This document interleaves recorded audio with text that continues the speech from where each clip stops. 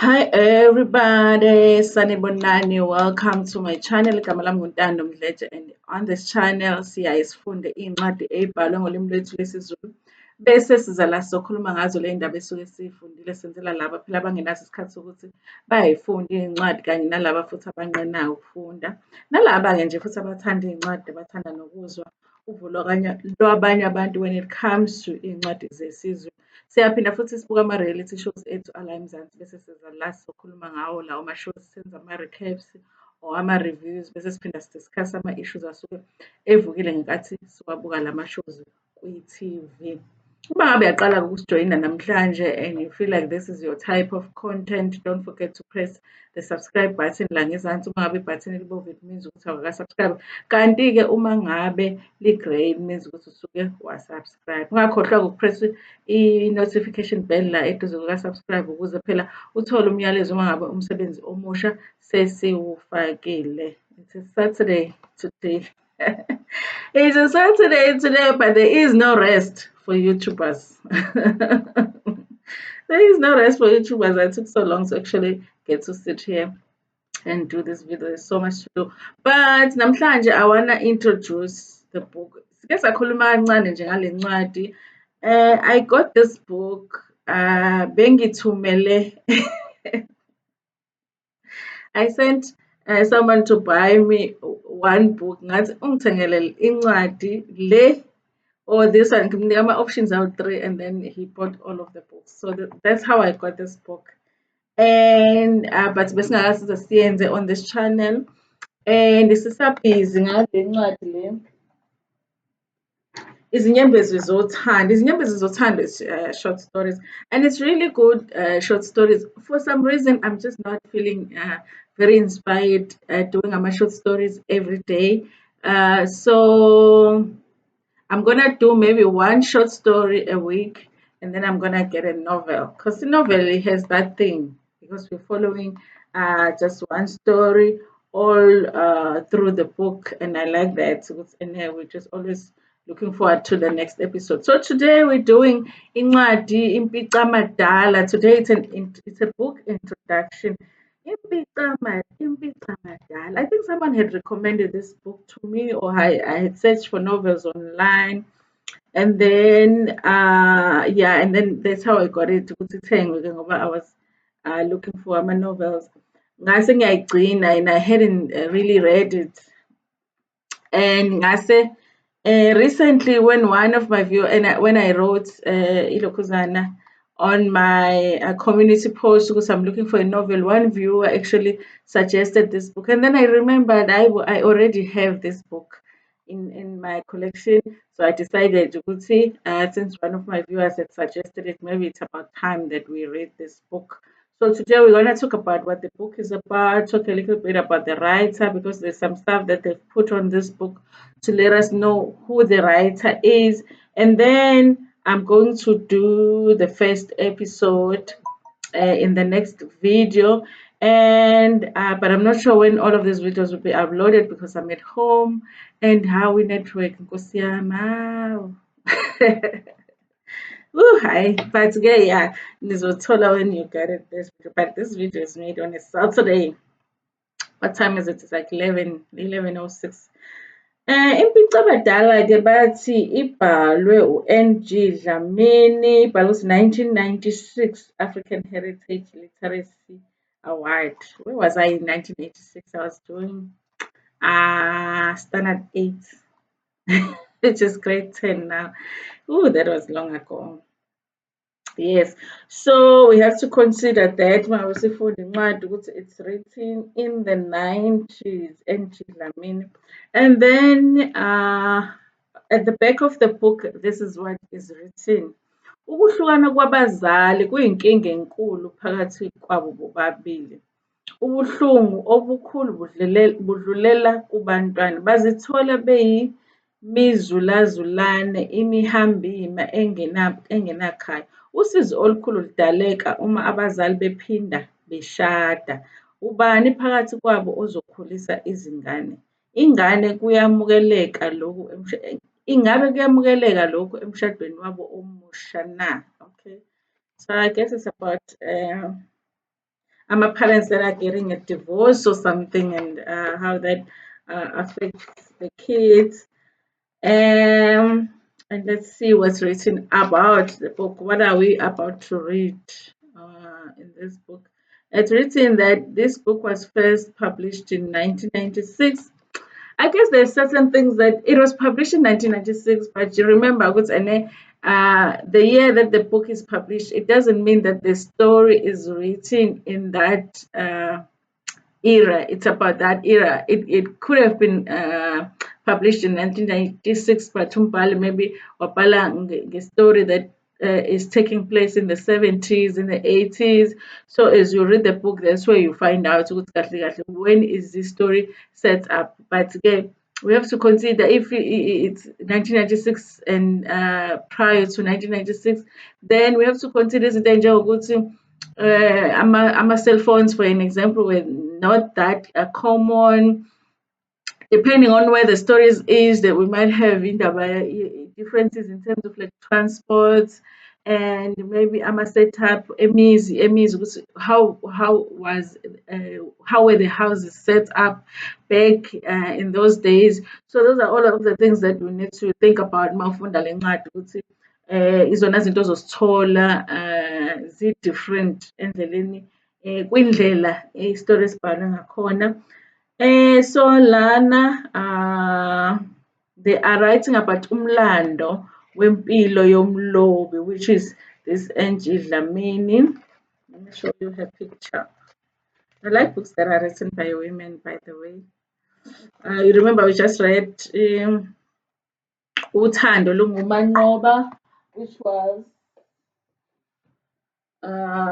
written by Umaphili Shange. Guys, those who didn't join us, go and search for a playlist yale ncwadi lena Uthando Lungumanqoba and Umaphili Shange. Hey, this is a nice book, guys. It's a really nice book. I actually got hold of the writer of the book. I didn't wanna like imphaphele too much. We had a conversation and I left the conversation like that, and I was like, but 2022, I will approach her for maybe an interview or just a smaller nyana talk on this channel, and I will see if she will agree, because I think that book was very good. So this is the writer, Untomfuthi Geraldine Dlamini uMasibisi wakhulela ngaphansi kwesibongo sakwaKhulusi, wazalwa isithole sakwaNgcobo. So isihlobo sami, because nami uma wami uMaNgcobo, unkosikazi Thandiwe Mamsi Khulusi waseMalangeni eNdwedwe ngokuzalwa wangasekhaya. Ongowesithathu ulama amantombazane amabili bese elanywa abantwana abangu-5, bangu-8 abaphilayo, oyedwa washona. Wazalelwa wakhulela kwaMashu, washada ngo-1988 noMnumzane uJoshua Mandlenkosi Dlamini ongowokuzalwa eMsinga. Umndeni wakwaDlamini usuzinze kwaSwayimani buduze noMgungundlovu. KwaMashu waqala khona unyaka wokuqala esikoleni eShayamoya LP School ngonyaka ka-1996 waze wayophothula ibanga lesibili kulesi sikole ngo-1969. Ngo-1970 kwakhiwa elinye ikhaya eNdwedwe New Village. Yilapho-ke aqala khona ibanga lesithathu eNdwedwe Mission Combined Primary School. Waphazanyiswa ukugula wabe eseyoqedela lona ibanga lesithathu eGcilima Combined Primary School. Ngikhumbula iGcilima ukuthi iGcilima sifunde ngayo kuMthande uzala umlotha. You remember there was something about iGcilima. So basufunde khona-ke eGcilima where was I? Yes, ufunde ibanga lesithathu eGcilima Combined Primary School ehlala kumamkhulu wakhe owasishiya emhlabeni ngo-1995. Unkosikazi Effie Thembile Mangcobo Khusi emzini kaDaddy Gideon Khusi wabuyela eNdwedwe eseyoqala ibanga lesihlanu eMsunduzi Primary School. Wathi eqala ibanga lesithupha wagula, kwamele aphindiselwe eGcilima lapho aphothula khona ibanga lesithupha ngo-1973. Ngo-1974 waqala uForm 1 owabe ulingana nebanga lesithupha eMzuvele Secondary School. Ngo-1977, actually umamncane wami was she not? Yeah. Ngathi uke wafundisa eMzuvele. If uMzuvele is at KwaMashu. eMzuvele Secondary School. Ngo-1977 kwavulwa uphiko lukaMatibuletsheni. Wayeseqembini likaMatibuletsheni wokuqala eMzuvele owaphothulwa ngo-1978. Waqeda i-matric ngingakazalwa ngisho uzalwa. So bathi ngo-1980 waqala izifundo zobuthishela eShowe College of Education eyayibizwa ngokuthi iShowe Training College. Ngaleso sikhathi yayibizwa ngeShowe Training College ngaleso sikhathi. Waphuma nesitifiketi sika-JSTC. Ngo-1983 waqhuba izifundo zakhe zobuthishela eMlazi College for Further Education waphothula ngo-1985. Lapho aphuma khona neziqu zediploma i-SSTD. Ngo-1986 waqala izifundo ze-BA eNyuvesi yaseSouth Africa, i-UNISA, waphothula ngo-1990. Ngo-1992 waqala iziqu ze-Honours ezilimu zabomdabu, Honours in African Languages, aziphothula ngo-1994 e-UNISA. Ngo-1996 uqale iziqu ze-Masters ezifundiseni nasekufundeni ulimi njengolimi lwesibili, Masters in Second Language Teaching and Learning, eNyuvesi yaseStellenbosch eKapa. Uzimisele ukuphothula ngo-1997. Ngo-1979 waba uthisha ofundisa ekhokhelwa ngabazali ePPT kwanokusho Combined Primary School eNdwedwe. Waqala ukufundisa esephothula ubuthishela ngonyaka ka-1982 eGroutville kwaNontlevu Secondary School. Washintshela KwaMashu eVuyiswa Mtsholo ngo-1985.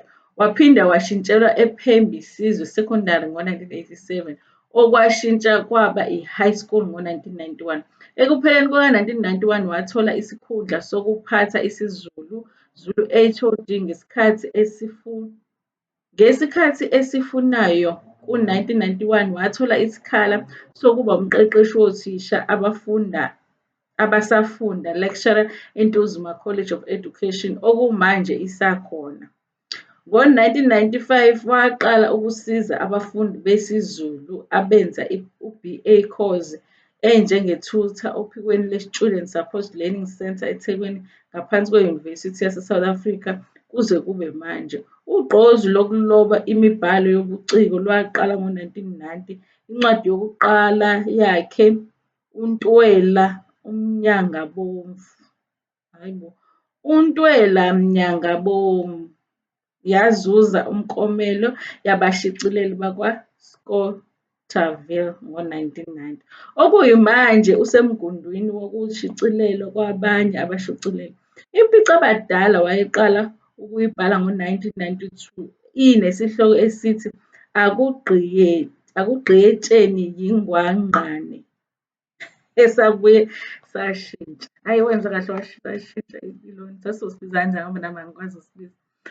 So athi-ke amazwi omlobi, the next page is amazwi omlobi.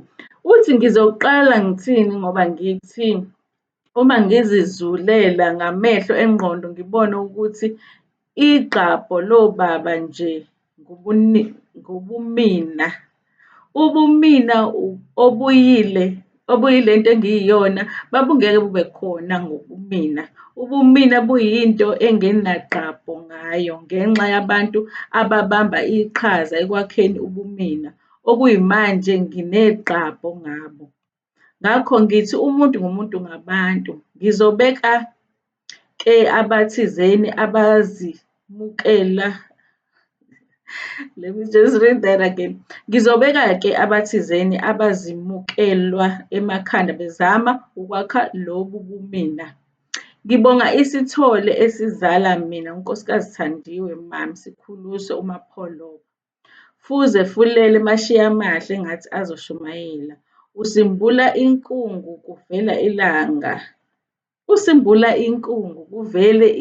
Ngithi lowo mbele engankomfela kuwo umthombo wolwazi. Kwathi lapho sengibheme ngakholwa, waphinda watshikitshelisa ukuqonda kabanzi ngomthombo oyizimpophomo zafuthi.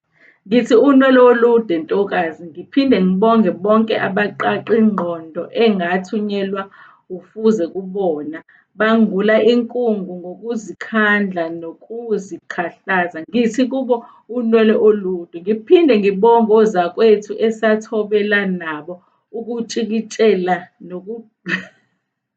nokuqonda kabanzi ngehawu elisiphethe sonke namuhla. UNoma, uThobile, Qinisela, uZodwa, uNomqondo, uSifiso noBathobile. Ngithi unwele olude, ngiphinde ngibonge umngani wami unkosikazi B.G. Ngcobo ongumathobela. Ngibonga ukuthi sekwazi ukuxhakana ngesacotshelelwa abazi bolwazi bamuzikazi wase-Unisa ePitoli. Ngithi unwele olude, ngingakhohlwa umuzi engalahlwa kuwo ukuthi ngizophemba isihlobo esihle. Ngibonge kakhulu usokhaya wakwami uMandla Dlamini. Ngibonga ukuthi waphakamisa wathakasela engangena nako phakathi kwekhaya. Akugcini lapho, waqhubeka wagqugquzela ukuthi angiqhubekele phambili. Wagqugquzela ukuthi angiqhubekele phambili. Bambalwa abanjengaye. Ngithi unwele olude wena kaMagaduzela, wena okaMacela empunzini. Latha ngingekuqede, awuyena umfokazane. Ngiyabonga uDlamini ephelele. Ngingakhohlwa abanewethu abayimbane. Hayibo, ayosibhala isiZulu. Ngingakhohlwa abanewethu abayimbambe nabo entabeni yaseTuzuma ekolishi lokuqeqesha othisha u-LT Fire no-DJ Ndaba Engonini ngokuxhasa nokuzuleka kwami neze nakanjalo kwabanye. Nikhule nize ningakhokhobi. Ngiphinde ngibonge umndeni wakwaKhusi ngokungifukamela ngisebunzimeni ekukhuleni kwami. Ngithi nenze njalo nakwabanye unwele olude. Obongayo Ntomfuthi Geraldine Jero Dlamini. So amazwi ombhali-ke le ayobhala ngesiZulu bo. Amanye ama-words angiwazi nami. Yeah, but Ubala, I guess she's just thanking her family, people that she's worked with, her in-laws, so everybody that she feels has contributed to who she has become today, like in becoming the writer. Yeah, and then the next page, she introduces abalingiswa bakhe. Listen, guys, I'm not used to reading incwadi ewumdlalo, so I don't know how well I'm gonna do, but yeah, sizobona phambili. Ithi-ke the first character uMadoda Dlamini oyindodana kaMambedu, bese kuba uYodwa Dlamini, babhala ukuthi la Yodwa Dlamini, kodwa laphaya ezansi khona i-indication yokuthi ngathi laphaya it's a printing error, it's a typo ngoba ngathi uZodwa kufanele ngabe babhala uZodwa Dlamini kodwa bona babhala uYodwa Dlamini. Bathi unkosikazi kaMadoda Mkhize, uDelisile noNozipho izingane zikaMadoda noNgqondo. uNgqondo Ndlovu unina kaDelisile noNozipho, uNdlovu umyeni kaNgqondo, uMaqhinga Donsa umabhalane waseKukhokonke eNtuzuma, uZungu uthisha waseKukhokonke, uTholile Donsa unkosikazi kaDonsa, uThemba Khumalo umfundi waseKuhlekonke, uHleziphi umngani kaDelisile, uMagumede unina kaHleziphi, uMandaba umakhelwane kaZodwa Mkhize. Ngakho-ke la ngithole khona ukuthi kanti uZodwa it's not uYodwa. And then uMakheswa umakhelwane kaThobile. Those are the characters esobe sifunda ngawo. I do wish ukuthi uma bebabhala lana abalingiswa, not only do they write ukuthi njengokuthi nje bathi uMadoda Mkhize undodana kaMambedu, and then they write a little bit about them, like they would say ukuthi mhlawumbe uMadoda Mkhize, how old is he, how does he look, ubaba umnyama, udark, mfishane, unjani, ukukhulile ngale ndlela ethi uyadondolozela, usahamba kahle. Those things are very important in your imagination. Mase move on with the story, just imagining what happens in the story, because mawufunda incwadi, unlike watching a movie, a lot of the things you have to imagine, depending on how much the writer gives you, but they can never give you like 100% of the information. Some of the information you have to use your imagination on it. So I wish also when they write about these characters, like ekuqaleni kwencwadi, they would give you a little bit more about a little bit more information about some characters ozobe ufunda ngayo kule ncwadi. But-ke yeah, is it Impicabadala? What is Impicabadala in English? I don't know, Impicabadala into nje ehlangahlangene. Ungazi. It's a problem, but not really a problem, you know? So yeah, that's a book that we're going to be doing this week. I will still do these short stories now and then, I just need I don't know why I'm not so inspired to do my short stories, but we'll get back to it. I do not like not doing the whole book. I always feel like I don't honor the writers when I don't do the whole book. I don't read the whole book, so I always just make sure. Incwadi challenge to read. I always make sure I read it to the end. And now I don't read it only for myself. I might not enjoy the story, but the viewers might enjoy the story. So I'm still gonna get back to this book and make sure that now and then I give you a short story. But guys, when it comes to, I know that it feels like in my channel right now I'm doing more reality show videos than I'm doing amalokuzana izincwadi. It's not that reality shows are more important to my channel. It's just that it's very easy to do a reality show video, because I'm like, I could be watching a TV and something comes up, and then I go on the internet, look up that issue or look up that cast member, and then I'm like, here is a video idea, and I do it. When it comes to a book, I have to read the book and think about how I'm going to present that story, and then I have to sit and present the video. And also my book videos require a little bit more editing than my reality show videos, so it takes more. So before I could give you a story every day, because that's all I was doing was just books. Now I'm doing the books and I'm doing the reality show reviews. So I do not think that I will be able to give you a story every day. It could be every other day, but let's just move forward and see how it goes.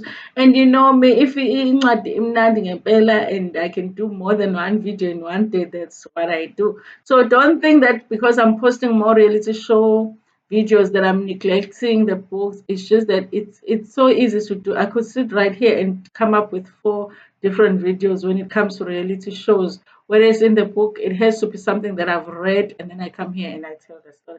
That's the only reason why I'm having more videos for reality TV shows compared to the books. But the books, I'm never gonna leave the books. That's like the core foundation of my channel. I'm never gonna not do the book. But when I feel like I'm reading a book and I'm not inspired, allow me to take that break and find a good book that we can come back here and do together. And guys, you are allowed to suggest books that you have read before, even if it's a book that you haven't read, that you want us to read. I don't really do English books, but there's one book that was suggested, and it's written by one South African writer. It's not a Zulu book. I am considering getting that book, and I will see how does it go when I read the book. Because it's written by a South African black woman, I might just do it for that reason, because I really like books that are written by young South African writers. So I might just do that book. Maybe I will read it and come and listen yesiZulu or whatever that I decide to do. But I might just do it for that reason, because it's written by a South African black woman. I like that. So I might just do that book. So if you've got a book that you think that could work for this channel, even if it's not a book that you think, it's a novel, it's a book that you want me to go and read and sort of do a review, an overall review on the book, that I can do as well. So thank you so much for joining me on this video. Is on video where I will be giving you the first chapter of Impicabadala. Hopefully by the end of the book. So sesiyisolvile le Impicabadala. But thank you so much. Ningakhohlwa ukuthi ni-like video, guys. It does wonders for my video. If ni-like video, don't forget to share it with your friends, with your family, and even with strangers. Ngithanda kakhulu.